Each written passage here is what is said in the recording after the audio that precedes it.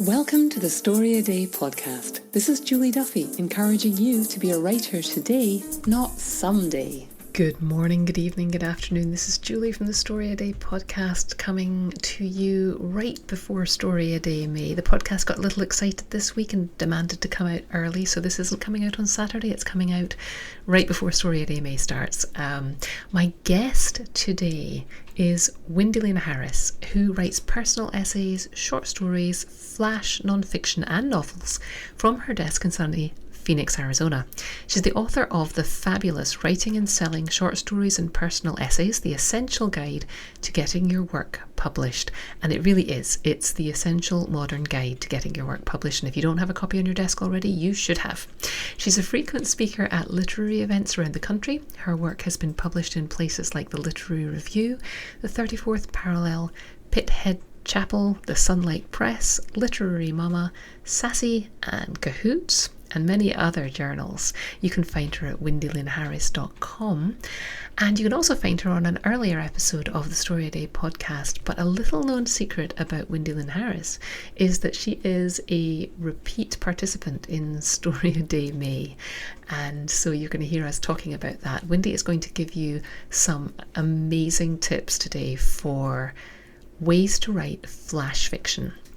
Obviously, if you're going to try and write 31 stories in a month, you're going to be writing short stories. Flash fiction is a wonderful form for this, and it's not just short. So I asked Lynn to give us a guide to what flash fiction is, and then she gave us a bunch of different types of flash fiction forms that you can use. I really recommend saving this podcast episode and referring to it anytime you want to write something short. So here we go with the interview with Lynn Harris. So Lynn Harris, so great to have you here again, and welcome. Thank you, Julie. You know, I love what you do. I love the StoryADay May adventure. I participate every single year, and I'm glad to be back. So thanks for the invitation. Now, you have very kindly agreed to talk to us about flash fiction, which, of course, if you're writing a story a day for a month, things of flash length are going to be probably a big part of that. But there's so much more to flash than just the length. So why did you want to talk to me about flash? Well, I think flash, first of all, comes up. It scrapes up out of us as artists during our prompt work. The best flash comes when we're not looking for it. You know, longer stories, especially for all of us who are also working on novels, there's a lot of thinking that has to go on, a lot of planning that has to go on. But a flash piece is so organic, intentionally organic for this art form, that you get to just come as you are, come to a prompt and see what happens. And when you're just being your open, most honest, vulnerable, willing to write self, flash comes up. So I think it's important to talk about because, you know, during our StoryADay adventure coming up in May, sometimes you're going to realize that, okay, I looked at this piece and I really like it, and I think it's meant to be a long piece. And sometimes you get a little something, just like this nugget of gold, and you look at it and you're like, I feel like there's heat there, but it doesn't really belong somewhere that I can imagine just yet. You might be onto a flash piece. So I think for all writers who really study what's happening with flash and kind of what flash is, they then have another set of litmus test items to look at when they review their work. They're like, you know what? It's not a traditional story, but it's definitely something. And now I understand how to go back into this work and how to edit this work and what to look for and elevate before I send it out. So I think it's really, it's just perfect for what you do to really just know about flash. Can you give us like a definition of what flash fiction is? Yes. And I think, the easy definition is it's a creative piece that's very short. Back when I started writing flash, it was 10 years ago, even up to 7 years ago, the length was up to 1,500 words, which feels extravagant these days. You know, the genre has just shortened a little bit. And so now the definition word length-wise is that flash is something under 1,000 words. But a lot of the magazines that are acquiring really condense further, and their category expectation is 500 words or less. And that's a terrific challenge. as an artist to say, I need to tell a story in 500 words or less. That is a wonderful way to kind of dig deep and say, if I'm going to compress, I'm going to be leaving out parts of a story, but I need you to feel and sense these parts of the story. So it challenges you to be really clever with your word choice, with your sentences, inferring things. And so flash just feels a little different. It smells a little different, and it is different on purpose. It's beautiful. It kind of reminds me of poetry in ways that it's just not really a full story, but it's definitely something gorgeous. Although those two art forms really they became their own units organically and separately, but you can see a lot of crossover. The definition, I would say, goes a little further in this, where a traditional short story, even something very, very short, can be traditionally written if it has a beginning, middle, and end. And I know that's simplistic, but yeah, we're storytellers. Beginning, middle, end is just ingrained in us. And even if you look a little further, you're like, there's a story arc. Beginning, middle, end, it leads us to a high point, maybe an epiphany, and then we have this ending. But a flash piece doesn't need to have those traditional beginning, middle, end signposts in your work. It can be much different from that. So here's what you're looking for instead. When you look back on a piece and you're like, maybe it's a flash piece happening here. You're looking for three things: emotion, movement, and resonance. So that doesn't really mean a story arc at all. It means you are setting a mood. You are giving us a moment in time to feel, and the piece does have movement. You take us through story elements, and you end on this moment, usually with a concrete image that leaves us a little breathless, going, I get it. I understand what the story is about. And one way you can kind of look through your work and discover, maybe you had a flash prompt or just a regular prompt and you ended up describing an apple.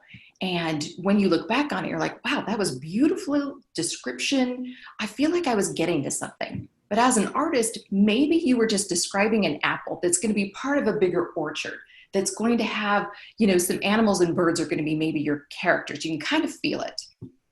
And I would know that because my descriptions were just that. Just descriptions. Nothing really happened to this apple or in this world just yet. I just started describing, so I know I'm just on the beginning of something really cool. It's going to be a longer piece.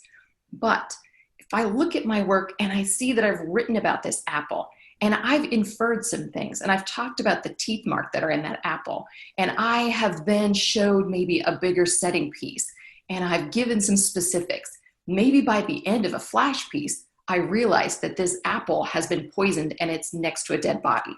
That's a flash piece. That's when you're like, aha, she didn't say all of these things exactly. I don't know about the murder. I don't know what happened, but here is now the world we're in. So that's where flash steps in, gives us a chance. We can do a lot of things with those very interesting inferential pieces. That's fantastic. What a great example as well, because people often ask, about the shape of a short story or knowing where to end a short story. And to be given, one of the reasons I love flash as well is because you have the freedom to sort of break those beginning, middle, end rules. You just, like, the beginning's there, but it might not be in the piece you wrote, right? It's implied. Yes.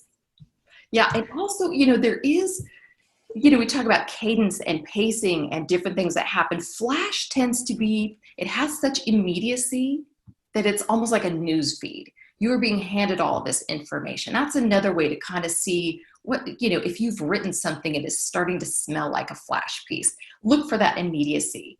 It's an urgent message. And I think that flash, it has some, variations. There's a lot of things you can do, and that might be interesting. I've got like 7 of my favorite flash forms that you might recognize in yourself. And one of them will be the prompt that we'll be doing. Excellent. So in the absence of the beginning, middle, and end rule, we've stuck with the rule of 3 though, because you've got emotion, movement, and resonance. Yeah, love that. I think, stick that landing. I think resonance, you alluded to this, the end of the story, it can be really helpful to have a concrete image Yeah, or I just feel like in this art form specifically, the reader is led through very specific images, specific description. Nothing can be vague. The shorter a piece you're writing, the more specific you need to be because you are adding a lot of information. So instead of having the chance to say, a woman grabbed her keys and got in her truck and then she went here, you can give a lot more information if you have her grabbing a keychain that has a pacifier attached to the end of it just in case, and she goes out to a very broken down truck. All of a sudden you know something about her life. So when you're writing in Flash, you do need to do that where you're always giving a lot more story than you normally would. Like, the pace of a novel, you got to wander around for a long time before you know this woman has a child. But in Flash, if it's important, you need to show something that says she has a baby right there in the beginning. that's a great example of how to do that, which of course you can wander around in a novel, but there are going to be times when having that skill under your belt, having that practice of being able to just paint that one line and tell somebody so much about the character is always going to come in handy. Oh, it does for every project that ever comes up. I think it has shortened my novel writing because I'm always condensing. I'm always packing information in, and it's tighter, and it does kind of affect your overall style and elevate things. Flash writing is such a great training tool. And what I love is, me and I love getting published. I love helping other writers get published. It is so welcome in the literary landscape. It sells fast. It sells multiple times a year. So the market is really open. When you're talking about Flash, a lot of people ask me, but what about the editing? Is it just like, you throw it out there and it's what happens? And the answer is absolutely not. You're an artist and you need to go in there and you need to edit no matter how short the piece is. In fact, the shorter the piece is, the more tuned in you need to be to the absolute specific details that you are showing. And, where is this first line? Does it resonate with the last line? Have you really shown something? Where is the movement? You really need to be on your game, even more so than when you're writing something longer. So the editing time isn't going to be that long because you're only talking about maybe 2 pages worth of work, maybe even 1 page. But you can't just dash anything and throw it out into the marketplace. I would never advise a writer to do that. Use your skills and really spend the time recrafting and purposely saying, this is a Flash and I know what I'm going to do with it. And I understand what I want that resonant moment to be for my readers.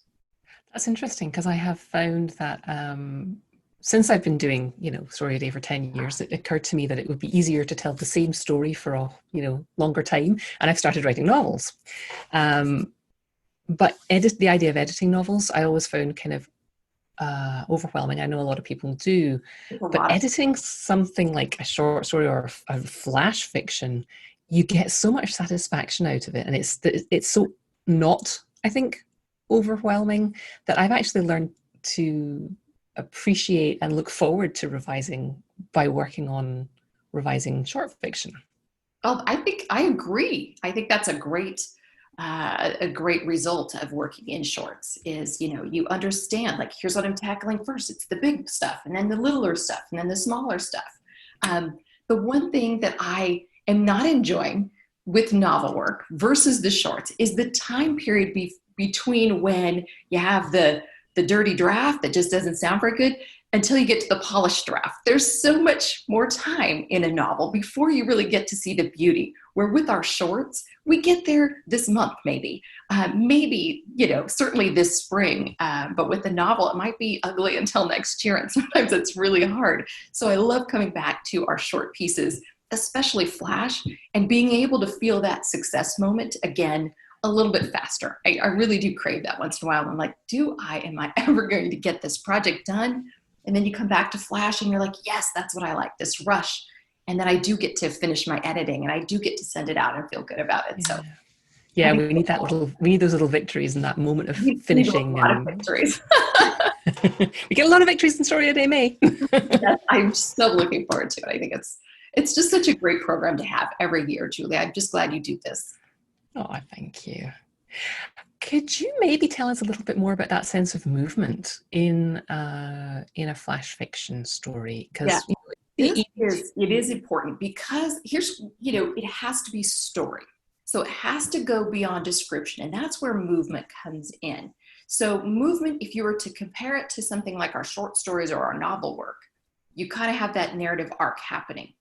In your flash piece, you don't need to come to the same shape of an arc, but you need to have the story moving forward. So every sentence needs to lead to the next sentence, to the next sentence. There's no stalling out. There's no going back. It's forward motion, and you're building and building and building. So that movement might look a little different depending on the type of flash that you ended up writing. And we'll kind of maybe we can talk about those different styles. But it does mean that you're building, building, building, and you're illuminating your reader every step along the way. It's not just beauty for beauty's sake. It's thematic beauty. You are leading us somewhere, and that will get you to the point, of that last line has to be a killer. And at that moment, the reader says, I get it. I get what you did there. I see it. We need to feel it. Yeah, so let's take you up on that and talk about the different types of flash then. My favorite 7. I mean, there's probably others that are going to come up with you, but here are my favorite 7. The first one to talk about would be the vignette. And this is where it's just kind of the definition of, really great prose that doesn't have the story arc. It's not just a description, a vignette. So when you're thinking about a vignette, it's an illustrative scene, and you want to make sure that it has meaning beyond the existence of just this scene that she is sitting. If it's a woman sitting in front of a fireplace, it could be a nice little vignette about that, a descriptive vignette. But by the end of it, we need to understand something she has lived through, something she is currently living through, an event, that type of thing. Story needs to happen, and that's where you'll go through the movement of the piece, and really through your descriptions, you'll let us know. By the end, we're like, she just burned the neighbor's dog or something, you know what I mean? Like, just there's something that we realize happened, and we go, oh, wow. So if it was descriptive, you would need to then step into a moment for her and, some sort of story arc. Maybe it's going to be a longer piece, but if we get it by the end, it's a flash piece. Love it. My work has been so dark this last week. I'm having so much fun. So pardon my descriptions. The next one to talk about is very similar to a vignette, where it's a character sketch, where you are really talking about some specific details about an individual person, but it's a suggestive picture that you are putting together. You've got physical attributes, psychological attributes, habits, etc. But you're building a picture that the reader could extrapolate from, where by the end of it, again, we know something. There has been some movement. It's not just a beautiful woman. It is now, we realize at the end, a woman who has just arrived on Earth, or she has just committed murder. She has, she's afraid to get married and she's decided she's not going to. Something has happened along the way. A really fun one that would be great. Sometimes you can just tackle a prompt this way, even if the prompt doesn't ask you to, is a diary entry. When you are just in that second person voice and you're writing a letter either to an audience or to yourself as if it's a diary, you get to embody some voice, maybe yours, maybe it becomes a character voice, but you're ruminating and exploring, and you can be judgmental. You can lie, you can overemphasize or obsess about something. And those become really interesting, powerful pieces that tell a lot. There's definite movement in there. If you're, talking about something in your diary that's shameful or, difficult or sad or something. And I think some great works, if you read a lot of flash fiction, come from this kind of prompt. Love those kind of stories. I mean, and I didn't really realize why until you said that, but I think it's that freedom to be the voice in the head, which is more extreme than anything we would ever say out loud. Absolutely. Sometimes there's a lot of self-editing that we do, and it's a tough thing to go beyond that and say, no, no one has to read this draft, and really allow. Some of the best stuff comes out when you just allow, and you're like, I don't want anybody to think that would be me. We don't. Readers never do. They never point to us with an accusing finger and say, you must be a terrible person. They're just swept away in this story. So just let it flow. Just let it go. The next one to talk about is, I would say, my absolute favorite, lists. And, Flash, when published, sometimes is in blocks of paragraph, and sometimes it looks like something completely different. It could be a recipe card or, something different. It can be a list. And so my favorite grocery list, or a to-do list, or a goal list, it can tell you a lot about a situation or a character. Story can happen. If you write them with the effect of showing that person's life, their struggles, their failures, something that has story in it. It really tests the reader's inferential powers to go through just a list, and we see if you're building your list to evoke something, to tell us something about this character. It's really a fascinating thing to read. It's so much fun to write. And short story readers tend to like that. Like, not everybody likes to read short stories, but the people who do love to pick at the puzzle. Yeah, I do. You and I do. We're always looking at the mechanics, and it's so much fun to play with the mechanics through Flash and just say, I'm going to take this prompt and it's going to be a list for Mary. It's going to be a diary entry. The next one is so common. Fables have always been pieces of Flash in our world. And it's so fun to maybe approach a prompt and say, what if it was this imaginary world? Fables always represent something beyond the surface meaning. And we know that, when you think back on, Aesop's fables, always by the end of it, you're like, I shouldn't do that. There are these moral moments. So if you've got something you kind of want to, shame people on, or, whatever it is, educate them, illuminate them, a fable is a really cool way to approach it, because it kind of teases us in as a reader, where we're like, oh, it's going to be a sweet little story. And then you're like, oh, I see where you went. I can see a lot of that happening with today's news media and things like that. There's plenty of ways to take what you're absorbing and give a fable. Prose poem would be the next one to talk about. Because prose poem and Flash, they are just these wonderful cousins who, touch and cross. They don't necessarily, they're a different beast. And really the difference comes if you have been studying poetry, you sort of end up ingrained with the history and the mechanics behind poetry. And there's so many poetic forms. When somebody has written a poem, it might look kind of like a Flash piece that is a prose poem. But if the writer has not studied poetry, it kind of leans over here where I am, where I look at poetry. I read a lot of poetry, but I don't study it. I like to have that as I appreciate it over here. Like, I appreciate sculpture. I don't want to participate. I just want to enjoy it. So when I'm writing prose poems and they are a piece of Flash, it looks a little different than maybe a colleague who has studied poetry a lot, but it's always going to have alliteration and personification and figurative images, and really maybe even has an interesting cadence pattern. That's kind of what those look like. But again, you're not asked to have beginning, middle, end. That's when you kind of know artistically, you're like, this one's a prose poem. It is not going to become a short story. And the last one I want to talk about, so much fun to work on, soliloquies and rants, where you are a first person telling it like it is. There's nothing I like better than a good rant. And we can all come up with that once in a while, at least once in May, something you might be having a day where a good rant is warranted. And it can be so fun to watch the movement moments of, where you just watch a character go through. You've got an intense voice for a soliloquy or a rant, and they are definitely delivering a message. And you want to make sure, even though you're in that first person zone, that you are still giving concrete images the entire time, even though it's more spoken word, because that's what gives such breadth to the small amount of words. It really takes the reader beyond what you have right here. So those might be, some of the more difficult when you're in the editing mode, but they're so much fun to read, and they get published all of the time. So those are my favorite 7. Other things come up. Sometimes it is a recipe. Sometimes it's maybe a how-to manual. Whatever comes to you, this art form wants it. This is where to express it. And magazines in the literary world can't get enough of it. So why not just show up, arrive, and let it fly? Wow.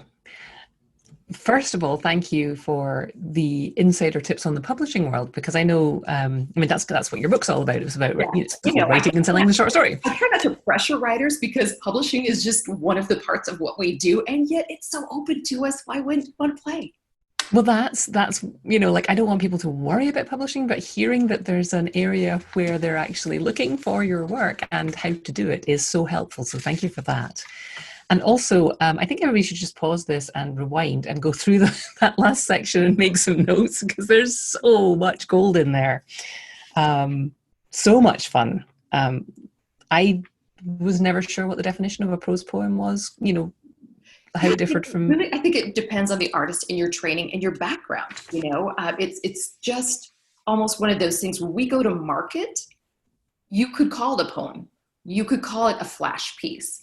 But the editor on the other side, if you say something is a prose poem, they're going to understand this moment that you're in. If you are going to a definite poetry only magazine, the history of your study is evident in your fingerprints, and they will understand that and look for that on the page. So maybe that isn't the place you send it. Instead, if you have not been professionally trained as a poet, you send it to a literary magazine as a flash piece, and then you will sell it. That's a great tip. We just gotta, know who you are and where you are. I love that, Flash is open to absolutely every single writer, every style, whether you love sci-fi, whether you, actually would love to be writing some Western pieces, whether your genre are very, very literary, or you just love having little bits and pieces of beauty. Your voice matters here. Your voice is welcome here. And for you to just have a place to explore is really, I think, such a gift to us as writers, to just explore, create, and get published. So speaking of voice, I think one of the things I noticed during StoryADay night, one of the reasons I encourage people to take part is that if you're writing a bunch of stuff, you're going to discover your voice. And you say in your book, your voice becomes more evident as you create a body of work. So do you have any tips for people who are confused, or maybe don't understand what we mean by voice? Oh, absolutely. It is an industry term that kind of it's got some dual purpose. Sometimes when you're talking to editors, they're talking about your voice. And that's where kind of what I was talking about in the book. Your voice as an artist becomes a little evident once we see a body of work.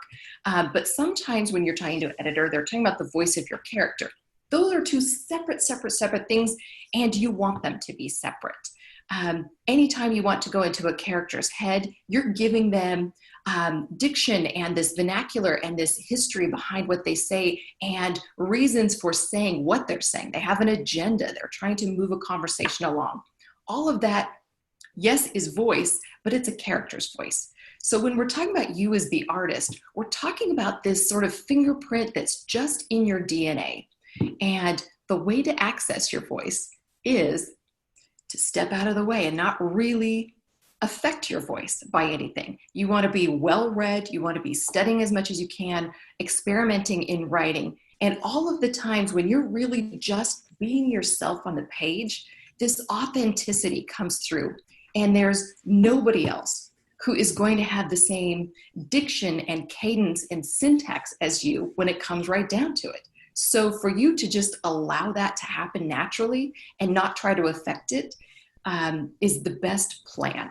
And when we are early in our studies, a lot of times we're thinking, well, I don't sound intelligent enough, or I don't sound literary enough, or I don't sound like in my mystery work. Maybe I really want to sound like some of the best mystery writers that I've listened to.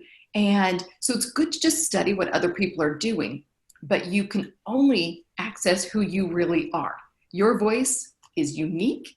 It's already in there. You don't need to change it. In fact, changing it would be a real detriment to you as an artist. So what you need to do is just gently just worship that voice. Just let it come out. Be your most authentic self every time you can. And you will create a body of work that it sounds like you.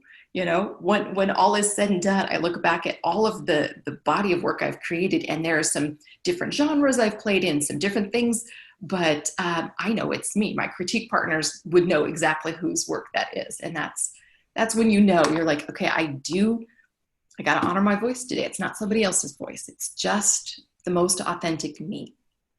Yeah, and I'm always encouraging people, because I talk to a lot of people who are just getting started and they're unsure. And one of the things that they worry about is being original. Yes. And I'm like, we all get worried about that, of course. But if I could I will be setting everyone prompts throughout May. And if like 500 people are writing a story about Cinderella, there are going to be 500 different versions, and the more that you can allow your own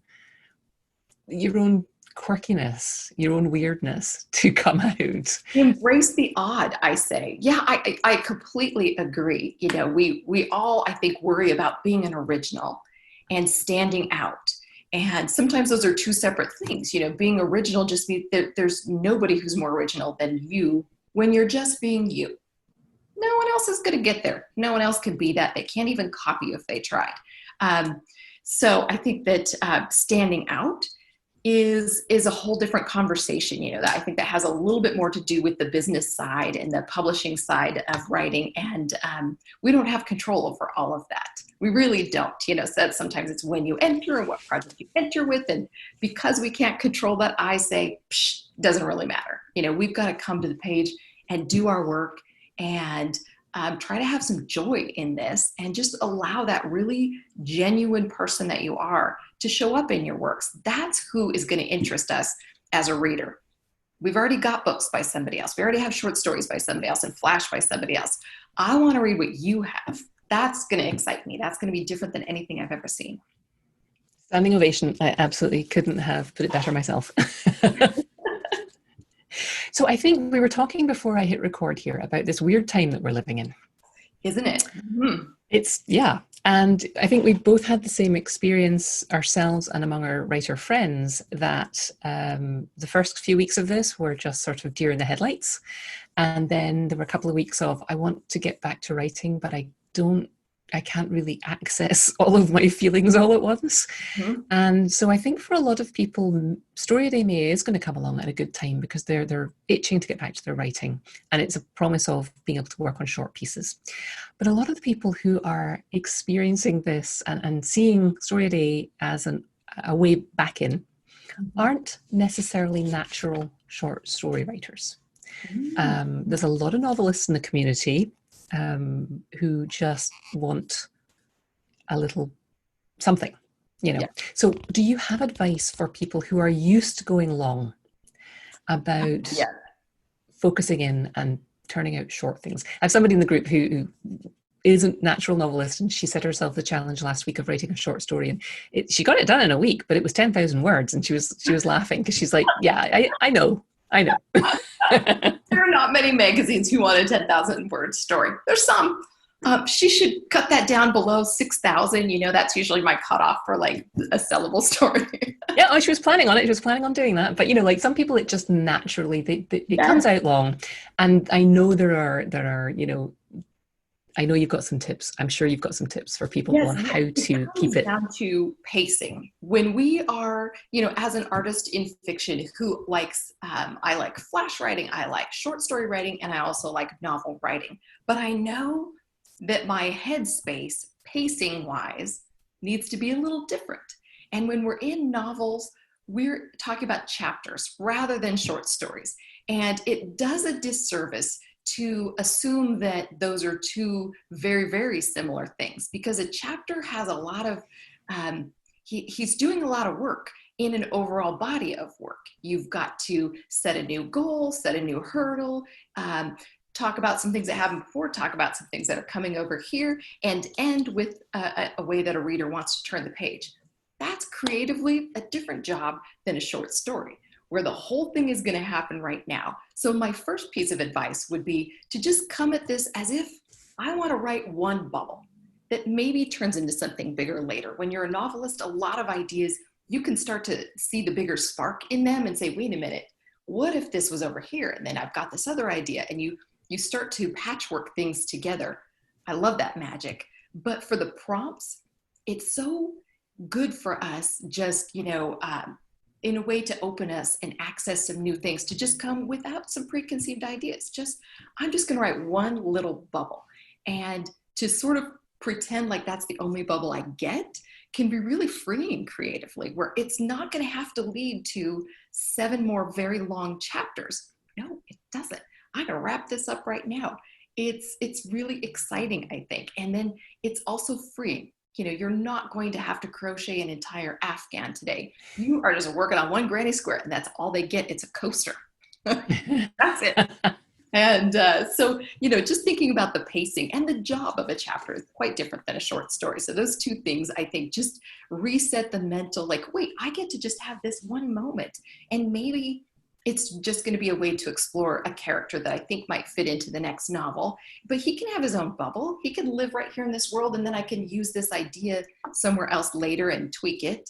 A lot of times when we've done this story a day, I have maybe day 7 and day 12, I end up realizing they might be the same character, and I'm playing with something. We start to sort of piece things together, but that doesn't have to be your intention. I think having big, lofty goals during this strange time that we're writing in can be stalling. And I don't want anybody to feel stalled. We've had our kind of like shake up, and now we're used to being in this very strange world.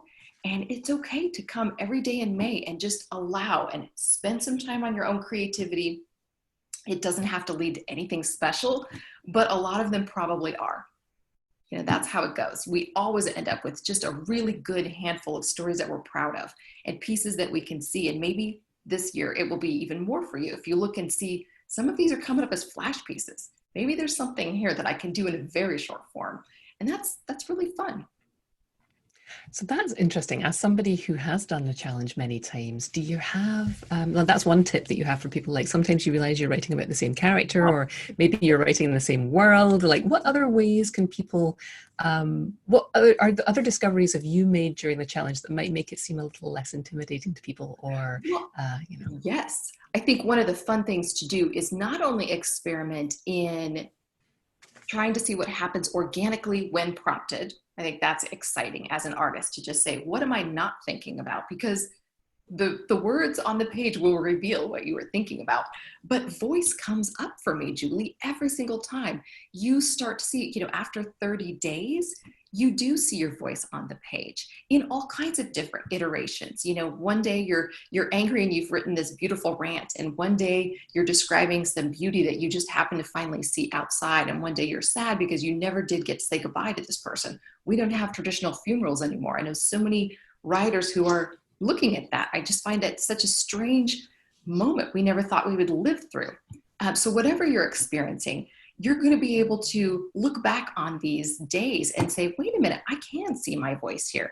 I understand who I am, and I want to continue honoring that voice. That matters to me.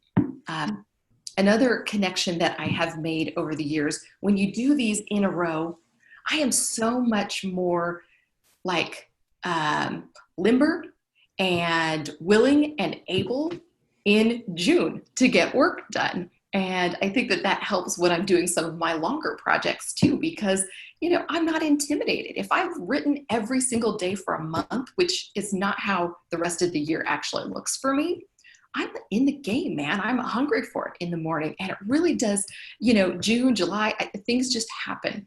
And I'm less intimidated about writing overall. So I think it's such a gift that you give to people, that we get to come and we get to participate, and we just get to, benefit from it.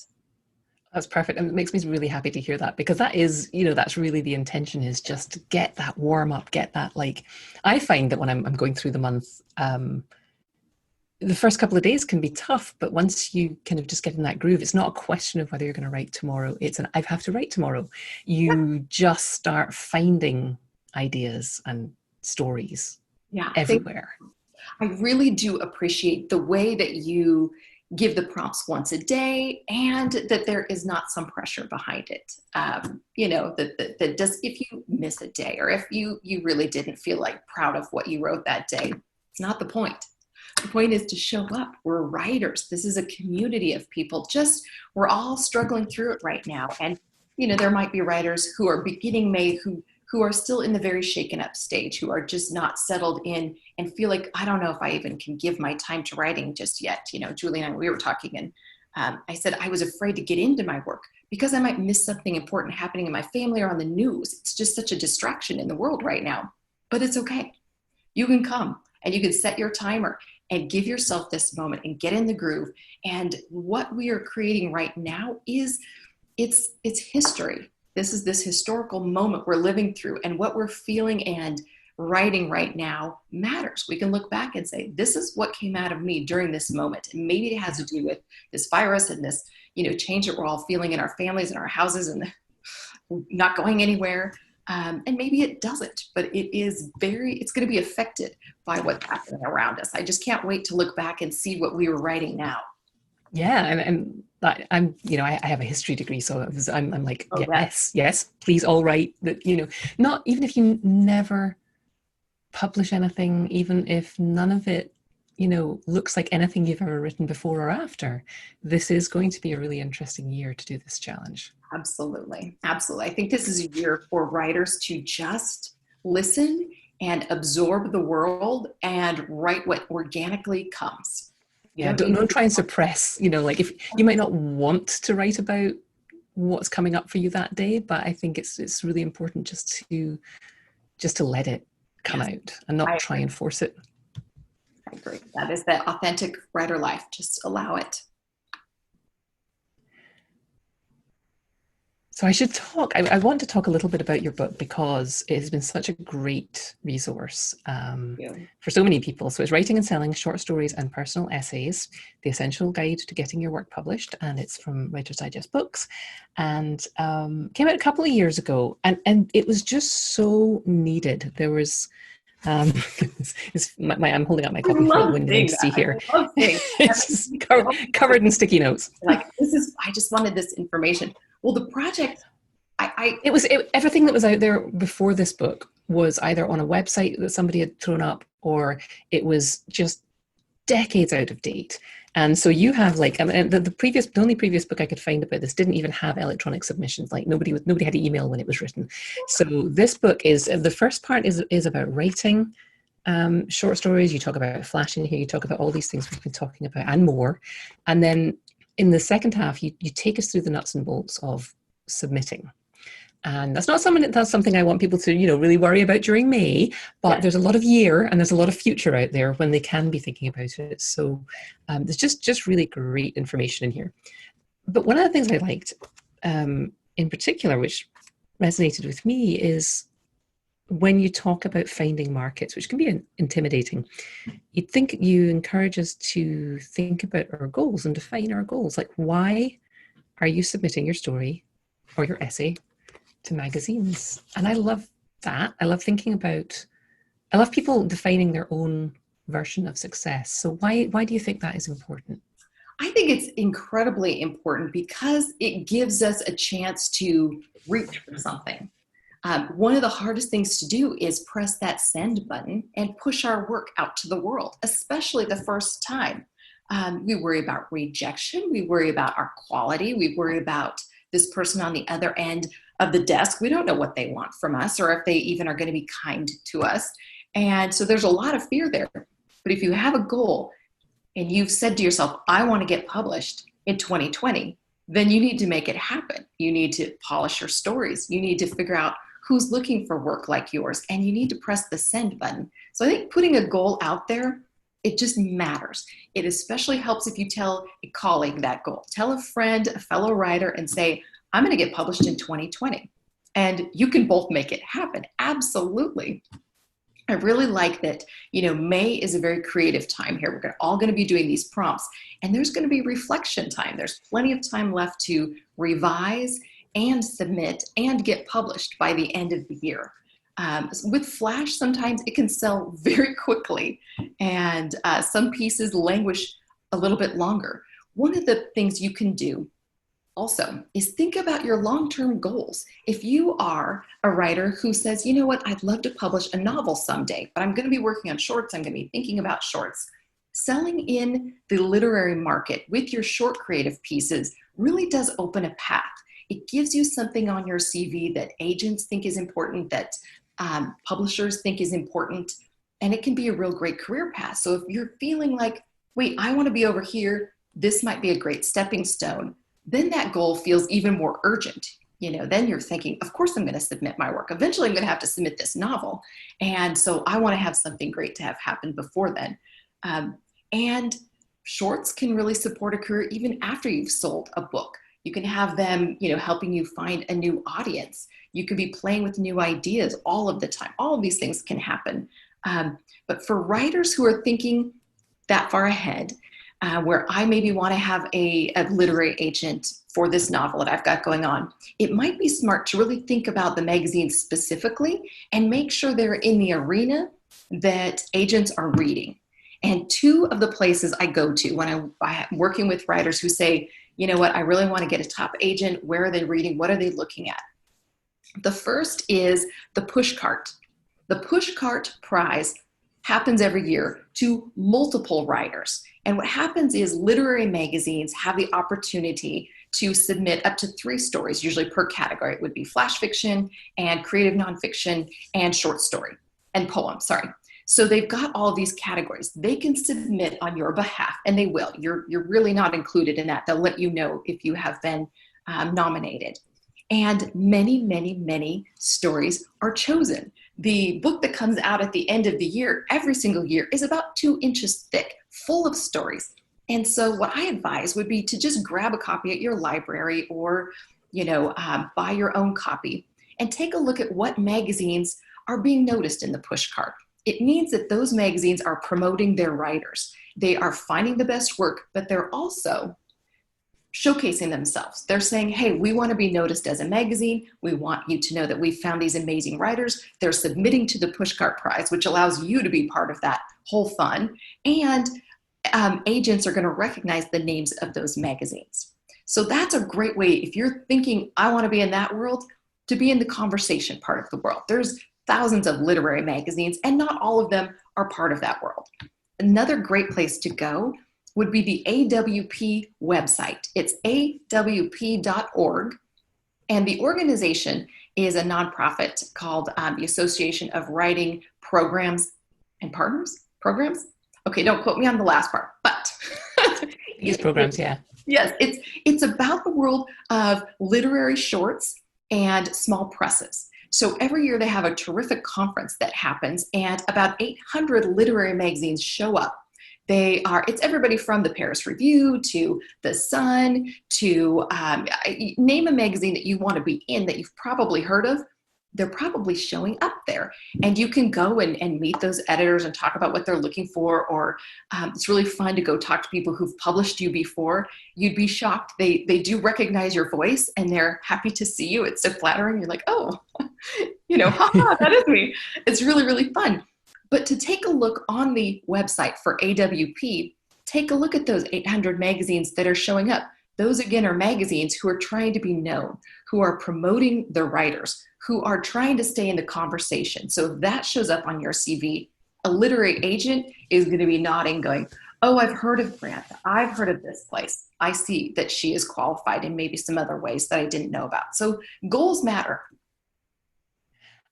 Also, that's a window that you've just given us into something I think that people don't think about as much when they're starting to write, which is this is a community. Oh, and a community. Every step, it feels like, to a certain extent, if you're submitting and being rejected, it feels like it's, this elite group of not really human people out there. It does. It feels very impersonal at times. Yeah, but you realize on every step I've taken, there's a community at every stage. There's the people who you're writing with, and then you get to know people. Like I've been, I've known you for a few years now, and I feel like you're part of my community. And then you have tips and tricks, and then the publishing world itself. It's a network of people who love writing, and it seems silly that I have to say this, but it's easy to forget that community is a huge part of writing. It really is. And I think especially in the world of shorts, it's a loving, accepting community that is, there's not enough money for it to be led by name, ego, any of those things. It's just about the work. It's always just about the work. So anybody can play in that pond and be known in this world and get to know other people and be respected by magazine editors. In the book world, things are a little different. There's an awful lot of money in the world of book selling. And so you have some other factors that you're dealing with. Even writing a great book does not mean that a great book is going to get published. But if you write a great short, it is going to get published. You know, that's a very different world. And what I love about the world of shorts is there's a lot of crossover. You know, you get part of this community and you meet so many people like you and I who are also novelists, who are looking down this path, who maybe have an agent here and can, you know, lead you and give you some information. And it's just really such a joyous, non-competitive world to live in as an artist that I don't ever want to leave. This is yeah, I don't know why it took me so long to figure out that none of us are competitors, because you know how fast you probably read really quickly. I read really quickly. Like I just want more writers, more books, more stories. Voracious, and there is nobody who can write what you wrote when you wrote it. There's exactly. No competition. It's up to you as an artist to finish your work, polish your work, and then if you feel like you want it to be in the world, you're the one in charge. You put it out in the world. You make the contacts. You submit your work. You find an agent, all of those things. It's always up to us. There's really nobody can take that from you. So empowering, so inspiring. Thank you so much.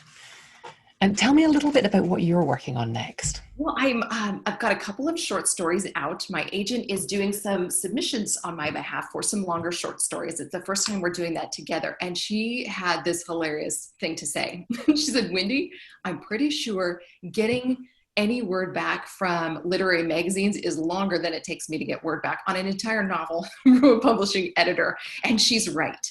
The world of literary magazines, the shorter you write, the faster it sells, tends to be my personal experience. So the longer stories that I have out right now, one is about 6,000 words and one is closer to 4,000 words. You know, it's been 8 months now and we're getting nice no's in a couple of places, but only a couple of places. So just know that as part of, you know, the world of literary, you know, selling shorts. You know, finally, I've got my agent kind of doing some of that, you know, introduction for me. It's not faster. I just assumed it would be. It is not going to be. So we've got these shorts that I'm really excited about. I'm working on some flash pieces regularly. That just keeps me sane and keeps me working. But I've got 2 novels on my desk as well. So I'm in a couple of different worlds. I'm writing very short, I'm writing somewhat long, and I'm writing novel length. So I really enjoy the variety of that. But I do remind myself when I'm going to step into a project, what is the cadence and what is the purpose of what I'm writing? Is it a bubble or is it a chapter? And I like having some variety. So that's what's going on over at my desk. Excellent. Well, thank you so much for being here. This has been so valuable and stuffed with information and inspiration. So thank you so much, Wendy Lynn Harris. Thank you for having me, Julie. I'm sure looking forward to StoryADay in May. You'll see me. Well, if that hasn't got you excited and full of ideas and possibilities for StoryADay, I don't know what else I can do. If you haven't signed up yet and would like to get all of the writing prompts during May, just come over to storyaday.org, sign up at that box at the front. All of the prompts are appearing at the blog. If you sign up, you'll get them by email. It's going to be a great month. We're going to be writing and just an outpouring of creativity. So I hope you'll join us. And in the meantime, keep writing. Thanks for listening. Why not come over to the blog at storyaday.org and check out this week's writing prompts and articles. And in the meantime, have a great creative week. And of course, keep writing.